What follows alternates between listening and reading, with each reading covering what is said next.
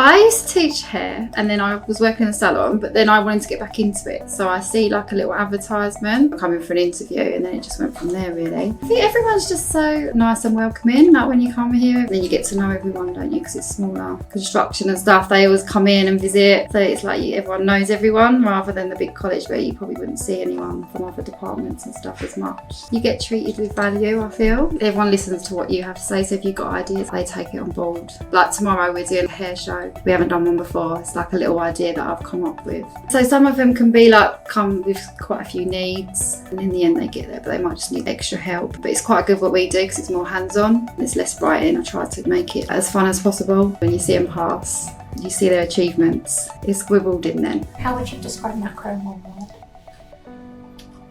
I think it's like happy.